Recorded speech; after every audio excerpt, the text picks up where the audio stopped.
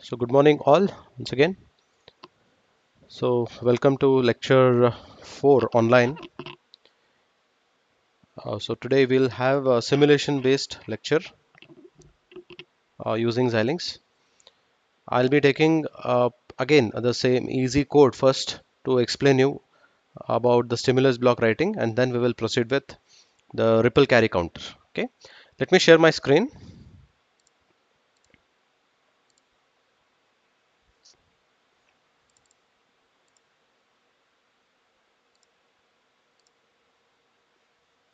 Hope my screen is visible to all of you. Yes.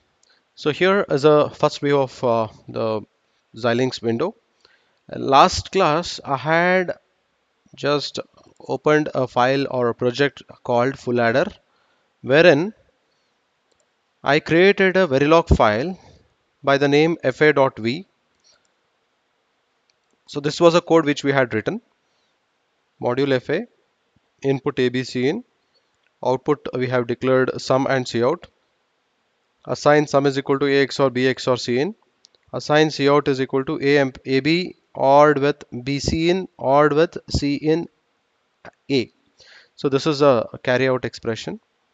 So we could save it and we could synthesize it. So it synthesizes green tick, so no errors and no warnings.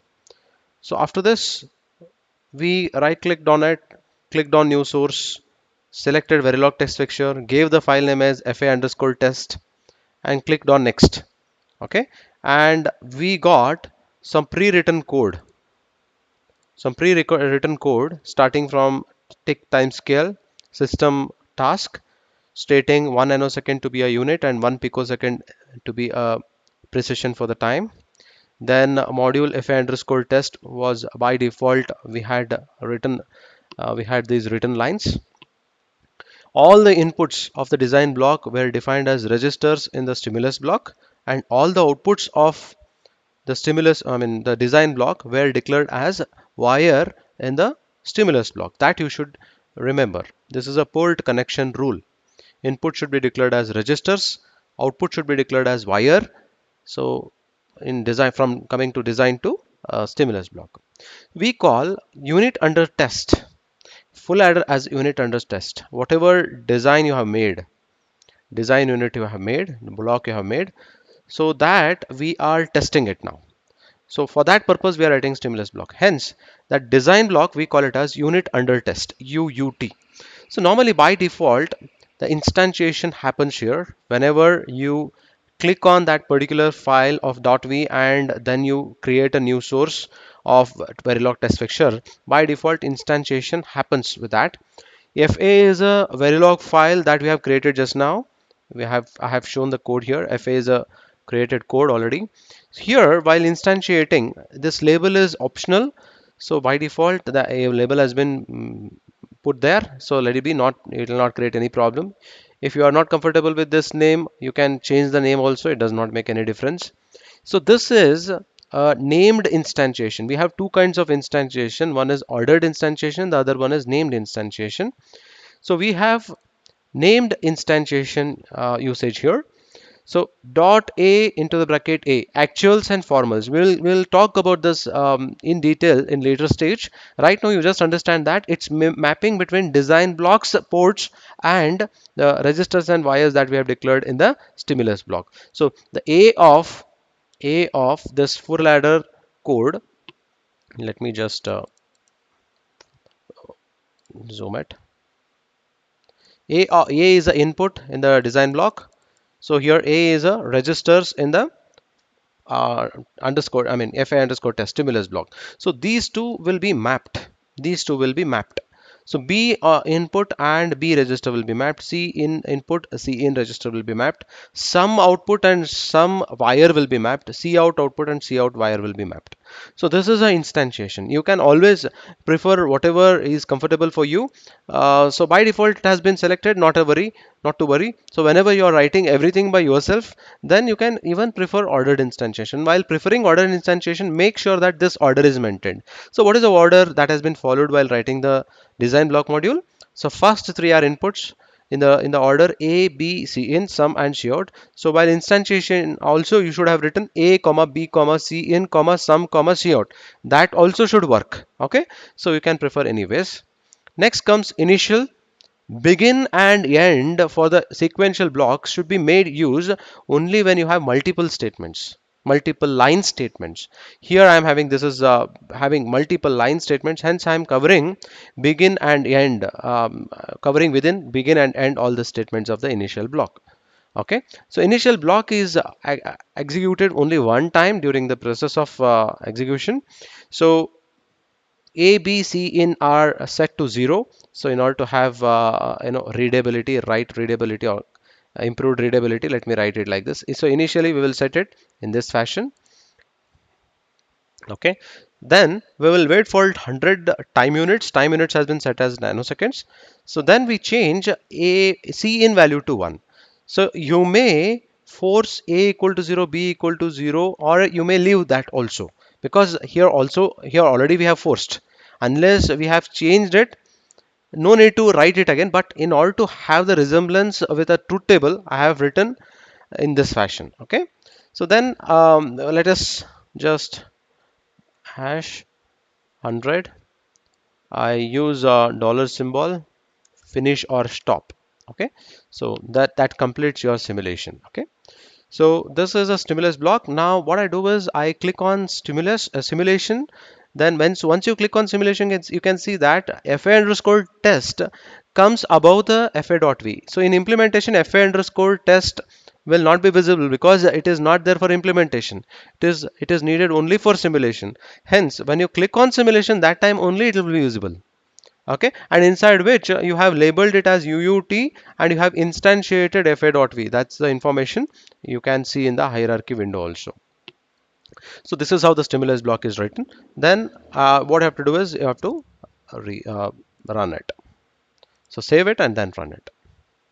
If at all you have not saved it, it'll pop up, it'll show some warning. So there you can save also.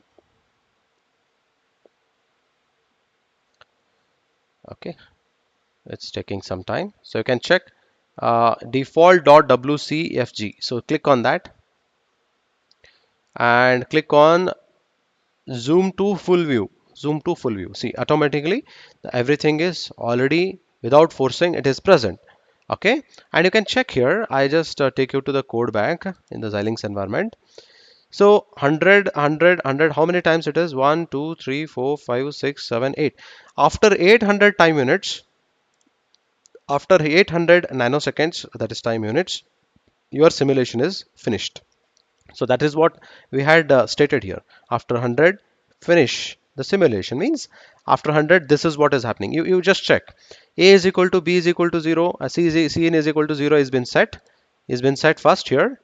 And you can check. I'll just maximize it to elaborate. After 100 nanoseconds, A is maintaining, uh, A is 0, B is 0, Cn is alone changing its value 1. And at 200 nanosecond, A is 0, B is 1, Cn is 0. So that is what is shown here, this one.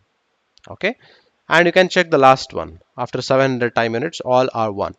After 700 time units, all are 1. And after that, after another 100 nanoseconds, your simulation stops. If at all you don't use that finish, then it will continue. That's it. That's the only difference.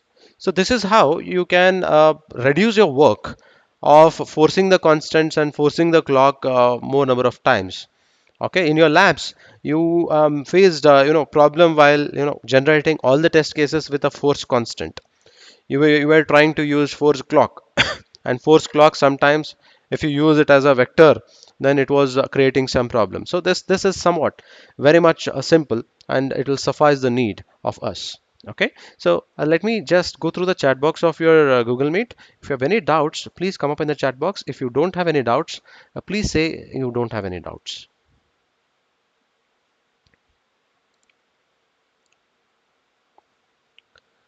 Yes, students, please respond to what I said.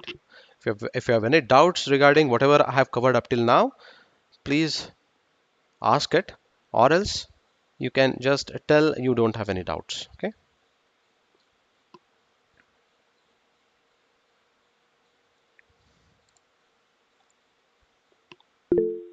No doubts. Okay, fine. So you all, I suggest you to practice all these steps. I mean, stimulus block writing in your Xilinx tool of your laptop. You can stick on to this one rather than using iSim simulator. I suggest you to write test bench, write stimulus block. So it will help you a lot. Okay, you may feel like why I should put more efforts in writing code, but later the stage you'll definitely enjoy writing the stimulus block. It will reduce your work a lot.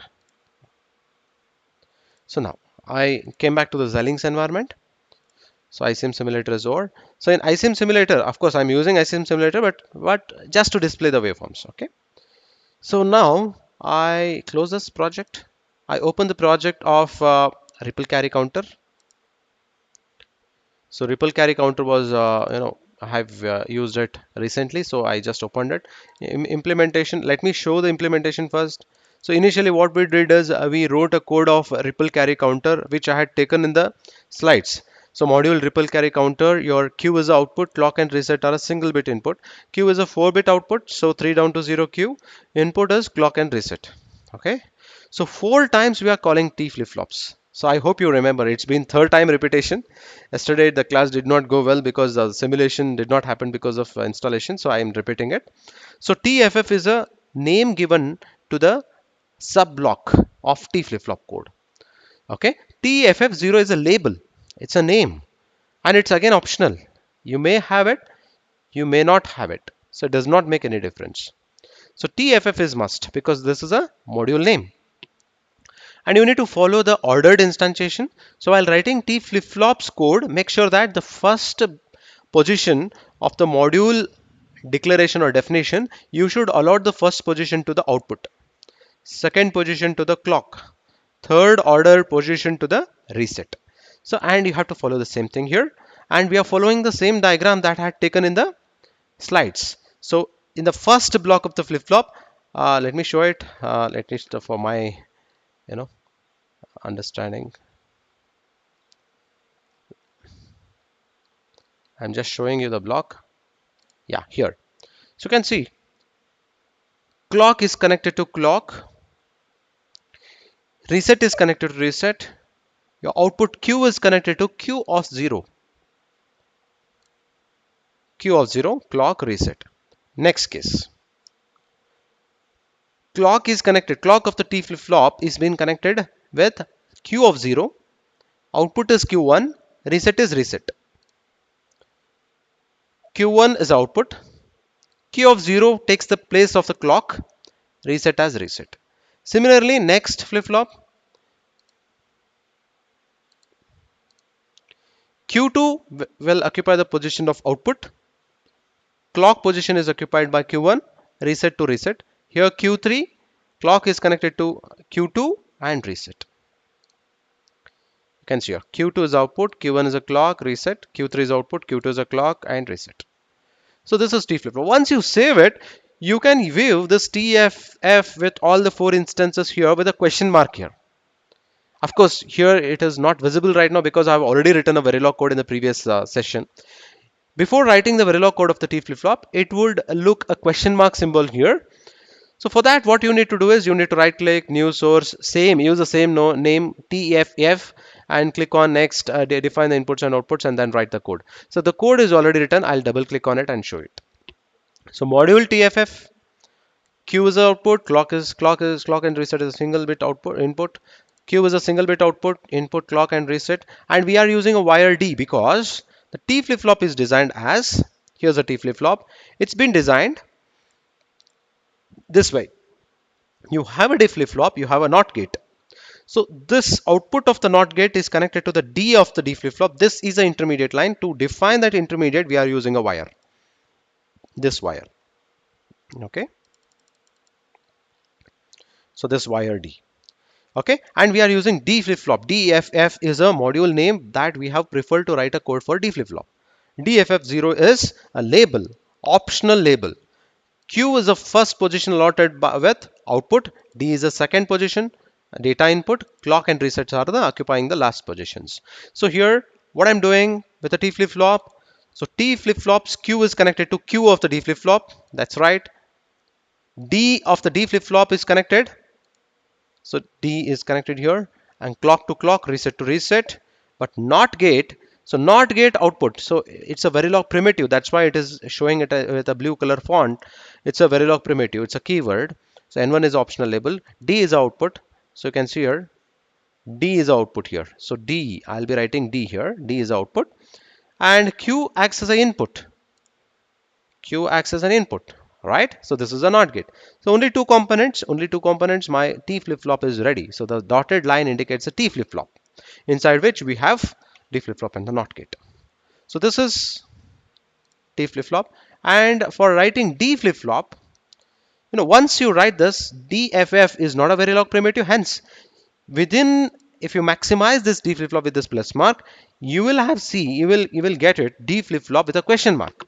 Of course, here there is no question mark because I have already written a Verilog code for a D flip-flop. So if at all, think that we did not have the D flip-flop code, right click, new source, define DFF, click on next, select Verilog module D flip-flop and click on next, define the inputs and outputs, then click on OK. So the code will gets opened. So there you have to write the code of D flip-flop. So this code I had copy pasted in the previous class. So I'll just take it as it is. So Q is occupied first position, D data input, clock, reset. See, you can see that we have maintained the order. We have maintained Q, D, clock, reset. Q, D, clock, reset. So we have maintained the order. Output Q, input D, clock, reset, register Q. Why register Q? Because we are using this output within the always block. Whenever you are using the output within the sequential blocks, always or initial, it's must that you have to define the output of the modules with registers also. There is a reason for it. We'll go in detail with always block when we focus more on behavioral style of modeling. Okay, so in always block, we have a sensitivity list at something here we have written. It's a sensitivity list. Sensitivity list means your always block executes only when this has created an event. So when the event will be created, or is there here, or means either this should happen or this should happen, any of those things. So what is that? Positive edge of reset if it is appearing, then always statement will execute, or negative edge of clock if it is appearing, then also always statement executes. If both are appearing, then also always statement appears. If both are not happening, then always statement will not execute. So that's the meaning. So once any one of these or both of these came to be true, that event has occurred, then it will enter here. If reset is 1, Q should go to 0, else Q should be updated with the data input, the D flip-flop. And you can see we have end module. So module for end module always has not been begin. Begin and end is not used for always. Why? Because it is a single statement. If else is a single statement. This whole of the things is a single statement. It's a conditional statement. Single statement. For single statement, enclosing those statements within the begin and end is optional. You may have it, you may ignore it. So I want to reduce my typing effort, hence I did not have that begin and end as it is having single statement in the always block. Clear? So now this is a code that we have discussed. Now we need to write the test bench waveform. How to write the test bench waveform? Go to the design block, top design block, right click, new source, Verilog test fixture, give the name as stimulus or ripple carry counter underscore test, whatever you wish. Click on next. There it will ask, I'll show one step, just simply, I don't create it actually. I already have created. When I clicked on next here, as soon as Verilog test fixture, I gave the name, add to project, it is asking which source you want to associate with, because with that source it will get instantiated by default. So it is asking ripple carry counter you want to instantiate, or T flip-flop or D flip-flop, what you want to instantiate, for what you want to test, for what you want to write the stimulus block. So I want to write the stimulus block for the top level module. Even you can check for T flip-flop separately. You can check for D flip-flop separately. That option is also provided here. So let me check this one and click on next. So that has been done already. So once I do it, so I would have got, I'll double click it. I would have got this one, stimulus. All the inputs are been declared as inputs are clock and registers, has been declared as registers. Your output is of 4-bit. It's been declared as 4-bit wire. And ripple carry counter is a design under test or unit under test. We have used the same thing. So mapping between Q output and Q wire, clock input and clock register, reset input and reset register. It's an instantiation happening that we have selected. Initial, begin, clock and reset are my inputs. I'm forcing the value here by writing clock and reset. Initially, I'll set it to 0 and end it. Two statements, that's why begin and end.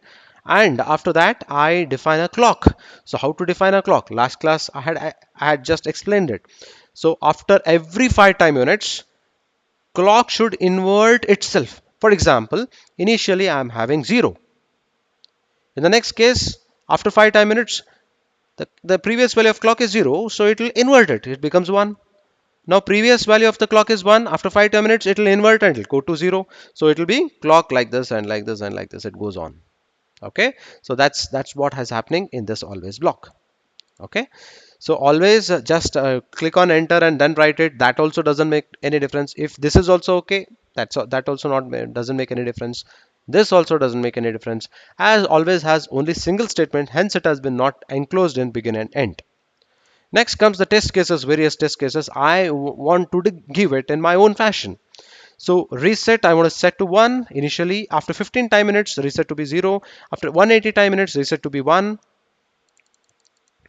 After 180 time minutes, reset to be 1. After 10 time minutes, reset to be 0. After 20 time minutes, finish. It's sequential. Initial is a sequential block. So it's like after 15 means first 15. After 180 means 180 plus 15 is 195. After 195 times this one, 195 plus 10, 205, reset goes to 0. 205 plus 20, 225, it finishes its job. So this is how the thing is there. We have already discussed it actually. This waveform we have discussed is. Let us check whether we get the same waveform or not. So I'll go to the Xilinx window back. So simulation, so in implementation it will not be visible. In simulation it will be visible, stimulus.v. And within it I have a ripple carry counter because that has been instantiated. And within the ripple carry counter I have T flip-flop instantiated. Within the T flip-flop I'm having D flip-flop instantiation. See how many blocks. This is like a leaf cell. This is like a sub block. This is like a one more above block, and above that we have stimulus. So stimulus is our top level block right now. So simulation, you keep it, double click on it or else run it. So click on save before you do any processes. Wait for a while until it generates a waveform. So iSIM simulator is opening and you can check. So waveform is produced. So stimulus.v code also it will display, but default.wcfg. So that you have to highlight. So click on zoom to full wave. So you can see here a lot of things have come. We will analyze it. So before we analyze, I'll do one thing here. I'll select Q 000 001 0010 0011. So it's in binary. So what I do is I'll just right click on it, radix. I want to read those binary things using unsigned decimal. So click on unsigned decimal, you can see here. So it is easily readable. That's why I have taken in this fashion. Okay. So you can ignore this, but it will be helpful for us. Okay. Fine. So let me show it. So we will compare with this window. So at 0 up till 1 clock. So here timing clock has not been mentioned. Here you can see here. I'll zoom it. Okay. Zoom it. Okay. So now we will analyze. So here what we have given in stimulus.v, after 15 time minutes reset should go to 0. After 15 time minutes, where is 15 here? After 15 time minutes reset is going 0. So up till then it is reset is 1. This is 15 time minutes. I click here. After 15 nanosecond your reset is going to 0. And after that what statement we gave? 180 from 15 plus 180, that is 195. 15 and here till 180. So I'll just move it. 180 plus 15 is 195. At 195, somewhere here, 195. So at 195 nanoseconds, you can check here. So what's happening? Your reset is again going to 1. And you can see that your counter is counting This counter is counting 0, 1, 2, 3, 4, 5, 6, 7, 8. Wherever you have negative edge, it's a falling edge. Negative edge means from 1 to 0. It is changing the, what I can say, the count is incrementing. So here again, falling edge, falling edge, falling edge, at falling edge, it is increasing. Count is increasing. So once it reaches 15, 15 plus increment. So once 15 is incremented, you get 16. But in 16, how do 16 is represented? 16 to be represented using 5 bits.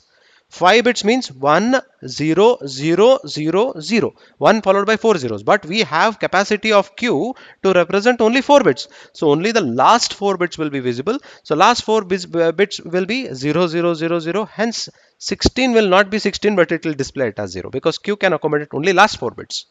0, 1, 2. So once I reached at 2, I'm making reset to be 1. So once reset is made 1, irrespective of clock, your output will become 0. Okay. Then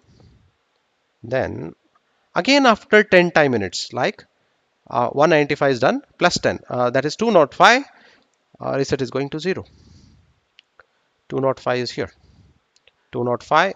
Sorry, slightly. 205. Reset is going to 0. So your up till negative edge. See here. It is positive edge of the clock, so it is not incrementing. So reset is made 0, but it will wait until the negative edge of the clock appears. So once the negative edge of the clock appears here, you can see here this is the negative edge of the clock. Your counter is incrementing. Okay, so that is what is shown here. See here. So here reset is 1, but it is positive edge, so it is still 0. So once you encounter 0 here, so reset is 0, still it is positive edge. So it will increment at only at negative edge. Here negative edge, it becomes 1. It becomes 1.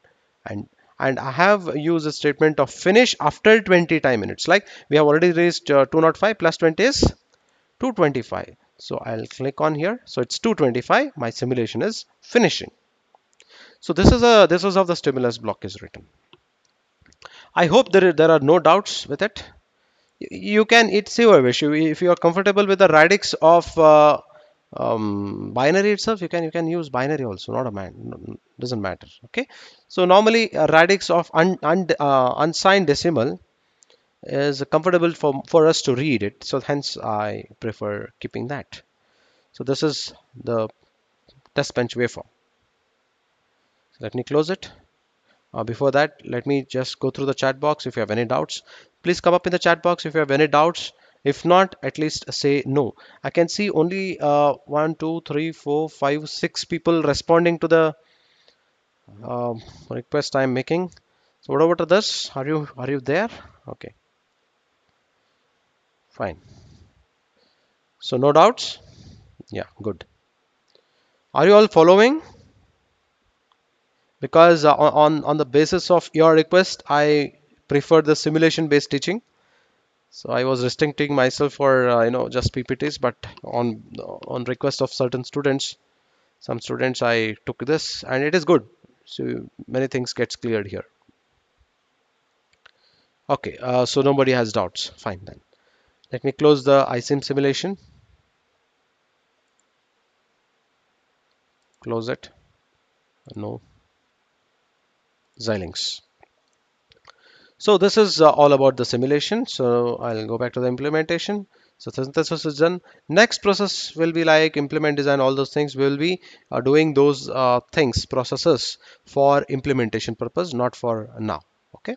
So this is all about stimulus block writing. Let me just switch to the PPTs. If you don't have any doubts, any students? Okay, no doubts. Fine. So I think in the last class, we had discussed types data types, and one of the important data types we discussed in the previous class is nets. Let me rewind it for a while. So nets is a data type. Wire is a it's a keyword that we are using. Okay, so we just understood like what is the by default value of the net. What if it is not driven, so all it gets the value z, all these things we understood it. Okay, so you can have wire declaration with multiple bits also. Okay, so we could see certain examples, and we have various kinds of wires, nets I can say. Wire is one of the kind of net. I should have not made this as bold. So this one are the important thing. Wire, W and W are all these things. To be in a crisp manner, if I want to tell, so W and stands for wire with and operation happening wherever multiple driving happens, like multiple signal resolution is AND gate, means wherever you connect two wires to the single wire, there are two different logics. How to resolve that conflict? So logic 1 on one wire, logic 0 on one wire. So logic 1 on one wire, let me just take the pen. So think that I'm having logic 1 here and I have logic 0 here, and these been connected to some output. Okay, so what logic should happen, come over here? So if I declare it with W and, so here at this place AND gate operation will be happening. Of course I am not placing AND gate, but if you declare this with W and, so AND gate operation will happen. OR gate, so it is OR resolution. OR gate, OR operation will happen. In AND gate 1 0 ANDed means you will get 0 here. You'll get 0 with this. And if you declare with OR, 1 0 will get you 1 here. Okay, that's the difference. Try means tri-state logic. So you will be having three states there, 0, 1 and high impedance state also. So we will not go in detail about it right now. It is not needed. So next topic is registers. Very important. Wire and registers, nets and registers. Very important data type. So register represents what? Registers represent the same old data storage element that you have been studying. Data storage element are the very basic building block of any memory or any storage element is a flip-flop. Flip-flop is also called as a 1-bit memory cell. 1-bit memory cell means flip-flop has a capacity to store 1 bit. Okay, it can store 1 bit. 8 flip-flops together can store 1 into 8, 8 bits, that is 1 byte. So togetherly, if I call 8 flip-flops storing 8 bits, I call it as a register of 8 bits. Okay, so register represent data storage element. Registers retain value until another value is placed onto them. That's the specialty of the registers. That is where it makes the difference between wire and registers. Wire comes with no memory. It does not have any memory. So whatever you connect, that will be coming at the output. If you take out, if you don't drive any wire, immediately it will show it as a high impedance state. Whereas register is not like that. Once you store the value, once you connect any value, until you force the next value, it will preserve that previous value, previously stored value. That's the difference between register. Okay, it will retain the value until another value is placed onto them. Do not confuse the term registers in Verilog and hardware registers built from edge triggered flip-flops in real converter circuits. So you have designed registers in digital electronics. Slightly it is different here, because here we are using registers for the variables where we want to retain its value until we force a new value. Okay. The term register merely means a variable that can hold a value. That's it. That's it. Unlike a net, a register does not need a driver. Once you store the value, that is done. Verilog registers do not need a clock as hardware registers do. Remember, this is very important. How it is different from digital circuits registers. So, register. Why this name has been selected by Verilog designers is basic work of the register is to store a value. So for that purpose, this register has been named like so. Okay, but it does not need any clock. It just stores a value. That's it. Whatever variable you declare with this, it will just store a value. Values of registers can be changed anytime in the simulation by assigning a new value to the registers that I have already told. Register data types are commonly declared as keyword reg. Very important. Keyword reg stands for register data type. Means whatever I declare it as registers, it has a storing capacity. And if I don't store anything, what happens? The default value of that register data type is X. X stands for don't care. It may be having 0 value, it may be having 1 value, or it may be having high impedance value. So whatever it is. Okay. Example for resistor, reg reset. Reset is defined as a reg, so it means reset can store the value, retain a value. Initial, so it's a sequential block. So whenever you are using sequential block, it is mandatory that you need to define the things with registers. That's why it has been declared as registers. Initial, begin, reset has been forced with 1. So this 1 will be retained for the next 100 nanoseconds or 100 time units. So it will lose this 1 only upon receiving the new logic 0 to the reset. Until then it will retain the old logic. That's a fundamental basics of this registers. Okay, so next class we'll study about the vectors and so far. So it's been almost 50 minutes. So if I have any doubts up till now, I'll take it, or else we'll stop today.